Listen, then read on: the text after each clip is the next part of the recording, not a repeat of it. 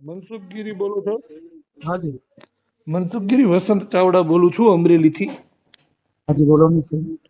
જી, હવે શું તકલીફ છે તમને દલિત સમાજથી? કઈ સમાજ પર કોઈ તકલીફ નથી સાહેબ. તો કેમ અમારી દીકરી સાથે આવું વર્તન થયું? છોકરાની છોકરીનો સાહેબ મેટર છે. આ છોકરાઓનો મેટર છે, એ વાત સાચી છે. મેં આખી મેટર જાણી કે આની અંદર શું થયું, કેવી રીતે થયું. કેમ કે દીકરી ને દીકરો વર્ષથી ભેગા રહેતા હતા ને અચાનક દીકરો એને મૂકીને વયો જાય ને હવે ઈ તમને દીકરીને મળવાય નથી દેતા. તમે દીકરાને હામો નથી થવા દેતા, શા માટે? ના ના હું શું કહું છું, નથી મળવા દેતા એની પાછળના મેડિકલ રીઝન છે સાહેબ. શું મેડિકલ રીઝન? એ સારવાર નીચે છે.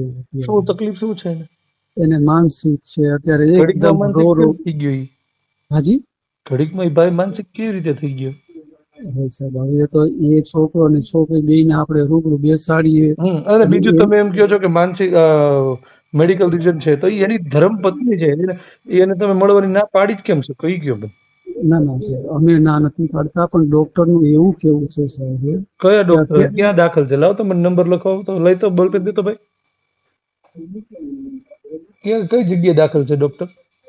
ઓલો ભાઈ કઈ જગ્યાએ દાખલ છે? એની અત્યારે ટ્રીટમેન્ટ ચાલે છે. અત્યારે તો એ સારવાર ઘરે લે છે. હા, તો ડોક્ટરે ના પાડી છે ઘરવાળી એમ નહીં, ડોક્ટરે ના પાડી છે ઘરવાળીને મળવા દેવાની. એમનું એવું કેવું થાય છે કે ભાઈ જે કોઈ એવા વ્યક્તિ હોય કે એનાથી એને થોડું ઘણું થતું હોય. હવે આજે તમે જ વિચાર કરો કે આજે હું હોય કે તમે હોય, આપણે કંઈક ઝઘડો થયો હોય અને પછી આપણે આ વસ્તુ કરેલી હોય, બરાબર છે, તો થોડોક સમય એને શાંત રહેવા દઈ અને પછી એનું સોલ્યુશન કરી, એવું મારા મતે ગીરી તમને જે યોગ્ય લાગે, તમને ઓલું એથી મને કોઈ વાંધો નથી, પણ તમને જે લાગે છે ને અમે સમજીએ છીએ. કેમ કે આ અમે વર્ષોથી સમાજની વચ્ચે રહે છે અને કેવી રીતે કોણ સમાજના શું કામ કરે છે અમને બધી ખબર છે. એટલે તમે જે મને અત્યારે પીવડાવી રહ્યા છો એ ગોળી મને ગળે નહીં ઉતરે. અને તમે દીકરીને એના પતિને મળવા દો તો બહુ સારી વાત છે. 100% એમાં અમે કોઈ જગ્યાએ તમારે ત્યાં પંચનામું કરવા, તો તમે કેમ ઘરે નતા? અમે બહાર હતા સાહેબ ત્યારે. અત્યારે બહાર જ છે ને? અત્યારે બહાર જ છીએ. હા, કેમ કે એ તો અમને ખબર છે કે તમારે હાજર થવાનું ડાયરેક્ટ તમે જામીન આગોતરા મૂકીને જ હાજર થાવ. એ તો સવાલ જ નથી. બરાબર, એટલે કાંઈ વાંધો નહીં, તો તમે જ્યાં હાજર થાવ. પણ દીકરી અત્યારે દીકરો ક્યાં છે? દીકરોને અત્યારે અમે જો 2 દિવસ પહેલા સોમનાથ લઈ ગયા હતા એને, બરાબર છે. પછી અને નાના નાના જે ધાર્મિક સ્થળો છે ને ત્યાં અમે એને ફેરવીએ છીએ. પણ હું કામ? એ તો બીમાર છે તેને ઘરે કેમ નથી રાખતા? ઘરે રાખીએ છીએ અને મન થોડુંક પ્રફુલ્લિત રહીએ એ માટે. ક્યારે તમે છોકરા છોકરી યાર મળાવો શીખ્યો બધું? બહુ જ ટૂંક સમયમાં સાહેબ અમને આ વસ્તુ તમારી જે આ કઈ મેટર રહી ને સાંભળો. હાજી બરાબર, હું સામાજિક કાર્યકર છું અને તમારી જે કઈ મેટર છે ને એ ન્યૂઝ વાળા તો નહીં છાપે, કેમ કે તમે ન્યૂઝ વાળા સુધી કઈ પણ કરી શકો. પણ હું પોતે આ બાબતની આખી ચર્ચા, તમારી જે કઈ એફઆઈઆર છે, દીકરી સાથે જે કઈ બનાવ બન્યો છે આખી હું આ બાબતે આ વાયરલ કરીશ અને એનો વિડીયો બનાવીશ. બરાબર, એટલે જેથી કરીને લોકોને ખબર પડે કે માતાજીના મંદિરના મહંતો હોવા છતાંય એ જાતિવાદ કેટલો રાખે છે. સાહેબ એવું નથી, તમે એ દીકરીને તમે હાજર થઈ જાઓ, દીકરા દીકરીને બેને ભેગા કરી દો તો તમારી મહેરબાની છે. તમે આ જાતિવાદને બહુ પૂરો કરો તો સારી વાત છે. નથી માનતો એના હું તમને પૂરેપૂરા પણ એ દીકરીએ કીધું અમને કે કોણ કેવા શબ્દોનો પ્રયોગ કરતા હતા, શું કરતા હતા, દીકરીના સાસુ શું બોલતા હતા. બરાબર, બધી વાત થઈ છે. હું શું કહું છું કે તમે એકવાર દીકરીને દીકરાને મને સાંભળો, બરાબર. તમારે જે કરવું એમાં તો હું કઈ હું એવું કઉ છું કે 1 વર્ષથી બંને જણા રહેતા હતા, 1 વર્ષથી બંને જણા શાંતિથી સુખીથી વ્યવસ્થિત રહેતા હતા અને અચાનક કેમ આમ થઈ જાય ભાઈ? અને એ અચાનક આવ્યા ભેગો આવીને થોડી કઈક ફિનાઇલ પી ગયો અને પછી છોકરીને થોડીક વાર વડોદરા બોલાવે ને અમદાવાદ બોલાવે ને આમથી આમ રખડાવીને ભેગું ન થવા દીધું. આવું બધું કરવાની જરૂર શા માટે હતી ભાઈ? જયારે એને ફિનાઇલ પીધી હતી અને દીકરીનો ફોન આવ્યો હતો ત્યારે તમે દીકરીને મળવા કેમ ન દીધું? હું તમને સાહેબ એટલે જ કઉ છું કે તમે સાહેબ અમારે એવું કઈ નથી કેવું, પણ હું તમને ખાલી એટલું કઉ છું કે દીકરી દીકરાને બેને ભેગા કરી દો. બરાબર, અમારે એ જ કરવાનું છે. નિર્ણય થઈ જાય તો બહુ સારી વાત છે. તમારી પાસે જે ફરિયાદો થઈ જાય એના અનુસંધાને જે કઈ આગળ થતું છે એ કાયદાકીય તો કરશું જ.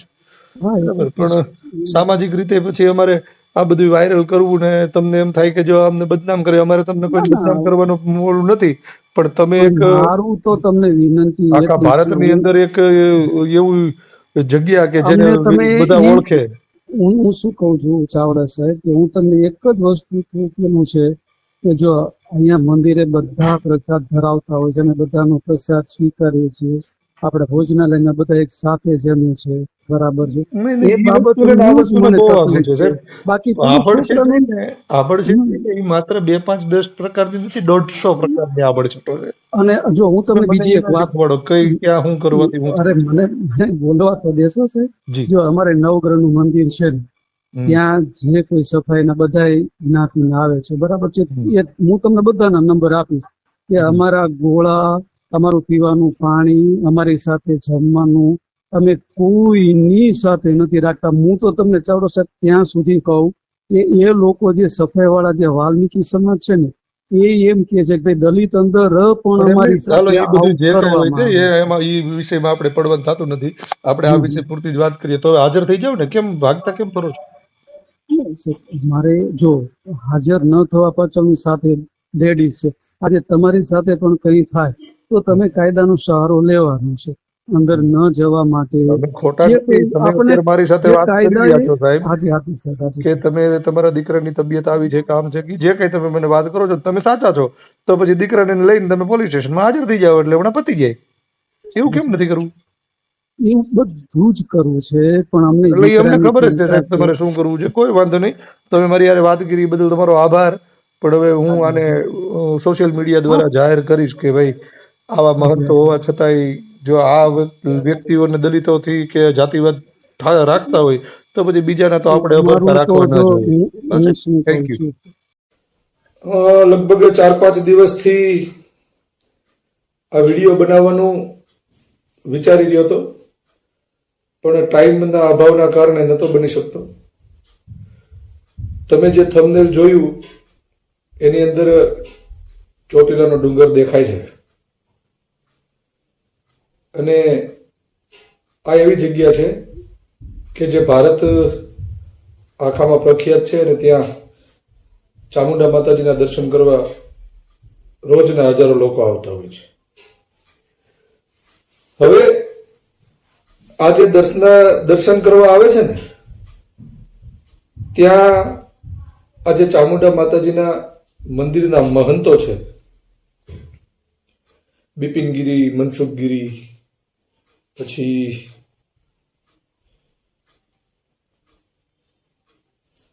ચંદ્રેશગીરી, આ બધા કેટલા જાતિવાદી છે એની વાત કરવાની છે. અમારા હાથમાં આ મોબાઈલની અંદર એક એફઆઈઆર છે. 23/8/2024 રોજ આ ફરિયાદ દાખલ કરવામાં આવી છે રાજકોટ ગામની અંદર. ફરિયાદ કરનાર એક દલિત સમાજની દીકરી છે અને આરોપીઓના નામ Mansukhgiri Bhupatgiri Gosai, Jasumatiben wife of Bipingiri Bhupatgiri Gosai, Harshidaben wife of Mansukhgiri Bhupatgiri Gosai, Bipingiri Bhupatgiri Gosai અને ચંદ્રેશગીરી સન ઓફ મનસુખગીરી ભૂપતગીરી ગોસાઈ. ફરિયાદ દાખલ થવાનું કારણ એવું છે કે આ દલિત સમાજની દીકરીએ આ બિપિનગીરીના છોકરા સચિનગીરી સાથે લવ મેરેજ કર્યા છે. હવે ભારતનું સંવિધાન હરેક નાગરિકને પોતાની રીતે સ્વતંત્રતા આપે છે જીવવાની, પોતાના નિર્ણયો જીવન માટેના લેવાની સ્વતંત્રતા આપે છે. એ દીકરા દીકરીને એકબીજાને ગમ્યું અને એને મેરેજ કર્યા. પણ હવે ભાઈ આ તો ચોટીલા ડુંગરના મહંત છે, જ્યાં 18 વર્ષ ડુંગરે આવે ત્યાં નડતું નથી, પણ ઘરમાં દલિતની દીકરી આવે તો તકલીફ છે. એટલે એ લોકોએ અમને સ્વીકાર્યા નહીં અને દીકરો ને દીકરી આ લોકોની સાથે થોડો ટાઈમ રહીને જતા રહ્યા. આખી મેટર હવે જે દીકરી આ ફરિયાદ દાખલ કરાવી છે એમાં જ છે. એટલે હું તમને તારીખ વાંચી સંભળાવું. આપણે દીકરીનું નામ નથી લેવાનું, પણ કંઈક આવું છે. એટલે આ બેન છે સચિનગીરી બિપિનગીરી ગોસાઈના ધર્મપત્ની, અને એણે એવું લખાયું છે કે રૂબરૂમાં જાહેર કરી મારી ફરિયાદ હકીકત લખાવું છું કે હું ઉપરોક્ત સરનામે મારા માતા પિતા તથા ભાઈઓ રહે છે, તેમજ મારું સાસરું ડુંગર તળેટી પોલીસ ચોકીના સામે ચોટીલા ગામ, તાલુકો ચોટીલા, જિલ્લો સુરેન્દ્રનગર ખાતે આવેલ છે. આજથી સને 2022 ઇન્સ્ટાગ્રામ મારફત હું સચિનગીરી બિપિનગીરી ગોસાઈના સંપર્કમાં આવેલ અને અમો બંને અમારી મરજીથી ગઈ તારીખ 9/5/2023 અમરેલી ખાતે કોર્ટમાં લગ્ન કર્યા હતા, અને લગ્ન કર્યા બાદ 2 માસ પછી અમો બંને ઘરેથી ઘર છોડીને જતા રહેલ હતા, અને મારા પિયરિયા વાળાએ અમારી બંને વિરુદ્ધ પોલીસ ચોટીલા ખાતે અરજી કરેલ હતી, અને અમો બંને પતિ પત્ની ઘરેથી ભાગી જઈને 2 દિવસ જામનગર ખાતે રોકાયા.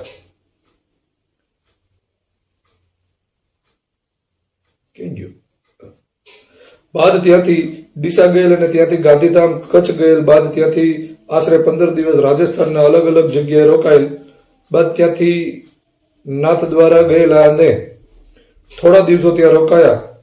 સચિનના બંનેવી જે લીંબડીની બાજુમાં ગામમાં રહે છે તેની મને ખબર છે, પરંતુ ગામનું નામ આવડતું નથી. ત્યાં 15 દિવસ જેવું રોકાયેલા બાદ ત્યાંથી અમો ચોટીલા ખાતે મારા કાકાજી સસરા મનસુખગીરી ગોસાઈના ઘરે પરત આવેલા, અને ત્યાં અમો 2 માસ રોકાયેલા. તે 2 માસ દરમિયાન મને મારા સાસરિયા વાળા ઘરની બહાર નીકળવા દેતા નહીં, અને સચિનના માતા પિતા વારાફરતી મારા કાકાજી સસરાની ઘરે આવતા અને મને વારંવાર છૂટાછેડા આપી દેવા માટે મજબૂર કરતા, તેમજ મને મારા સસરા મનસુખગીરી કહેતા કે તું હરિજનની દીકરી છે અને તે મારા દીકરા સાથે પૈસા માટે લગ્ન કરેલ છે, તો તારે પૈસા જોતા હોય એટલે આપી દઈએ, પરંતુ તું મારા દીકરાને છૂટાછેડા આપી દે. તેમજ મારા સાસુ પણ મને મારી જ્ઞાતિ પ્રત્યે અડધૂત કરતા અને માનસિક દુઃખ ત્રાસ આપતા હતા, અને મારા કાકાજી સસરા પણ મને છૂટાછેડા માટે વારંવાર દુઃખ ત્રાસ આપતા, અને છૂટાછેડા આપવા બાબતે મારા કાકીજી સાસુ હર્ષિદાબેન પણ મને હેરાન કરતા, અને હર્ષિદાબેન મનસુખગીરી ગોસાઈ મને વારંવાર કહેતા કે તું અનુસૂચિત જાતિમાં જે ગેરબંધારણીય શબ્દ છે તે બોલી, અને તારા બાળકો થશે તો સમાજ કહેશે કે આના બાળકો છે, જેથી તું સચિનને છૂટાછેડા આપી દે. એટલે આવો ઘણો બધો ત્રાસ આ બેને સહન કર્યો છે. અને ત્યાર પછી એવું કહે છે કે ગઈ તારીખ 16/8/24 રોજ હું બપોરના 12:30 વાગ્યાની આસપાસ વૈદેહી હોસ્ટેલ ખાતેથી નીકળી અને રાજકોટમાં કેકેવી હોલ પાસેથી એસિડ તથા ફિનાઇલ જે મિક્સ બોટલ આવે તે લઈને હું પ્રેમ મંદિરની સામે આવેલ બગીચામાં બેસી ગયેલ, અને મારા પતિ મને છોડીને જતા રહેલ, અને મારા સાસરિયાના ત્રાસથી કંટાળી ગયેલી હતી, તેમજ મારા પિયર પક્ષવાળા પણ મને અપનાવવા તૈયાર ન હોય, જે બાબતે મને મનોમન લાગી આવેલ કે હું એકલી થઈ ગઈ છું, જેથી મારા સાસરિયાના ત્રાસથી મેં એસિડ તથા ફિનાઇલ પી ગઈ. હવે કહેવાનું એ થાય છે કે આ લોકો અલગ અલગ જગ્યાએ રહ્યા, થોડો ટાઈમ ફર્યા, ત્યારબાદ આ દીકરો અચાનક આને મૂકી દીકરીને અને જતો રહ્યો, અને પછી દીકરીએ જ્યારે આ મનસુખગીરીને જાણ કરી તો મનસુખગીરીએ એવું કીધું હતું કે એણે ફિનાઇલ પી લીધી છે ને અહીંયા દાખલ છે, ને દીકરીએ અવારનવાર અનેક જગ્યાએ એને મળવા માટે ગઈ, પણ એને મળવા દેવામાં આવી નથી.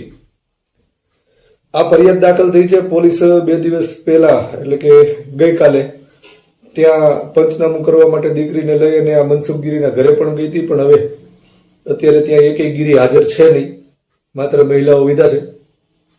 માતાજી પણ અત્યારે મહંત વગરના છે, જો કે ત્યાં તો બિચારા કંઈક 5-25 વાળા 1-2 મૂકી દીધા હોય, માતાજીને ત્યાંથી કોઈથી ફેર નથી પડતો. પણ આ ભગવાનને રમાડવા વાળાઓ છે નાલાયકો. જો ત્યાં આવતા 18 વરણમાં માતાજીને વાંધો ન હોય તો આ નાલાયકના પેટનાવને આ સમાજથી શું કામ વાંધો હોય? એટલે કાયદાનું કામ કરશે, આપણે નથી કરવાનું. આ વિડીયો બનાવવાનું કારણ માત્ર એટલું છે કે આ મેટરને કોઈ પણ ન્યૂઝ ચેનલ કે છાપાવાળા છાપશે નહીં, કેમ કે ભાઈ નામ મોટું છે, ક્યાંક ને ક્યાંક 5 રૂપિયાનો વહીવટ થઈ જાય એટલે જાહેર ન થાય. તો એટલા માટે થઈને મારે આ વિડીયો બનાવવો પડ્યો છે. એ મનસુખગીરી સાથે જે મેં વાત કરી છે એ પણ આમાં મૂકું છું, ઓડિયો સાંભળજો. અને નંબર પણ છે, મનસુખગીરીને કહેજો કે ભાઈ આ ભારત દેશ સ્વતંત્ર છે, આ દેશના નાગરિકો સ્વતંત્ર છે, 18 વર્ષની ઉંમર થયા પછી પોતાના જીવનના નિર્ણયો લેવા માટે સક્ષમ છે. માટે મહેરબાની કરી અને દીકરા દીકરીને બંનેને ભેગા કરી દો. સાંભળો.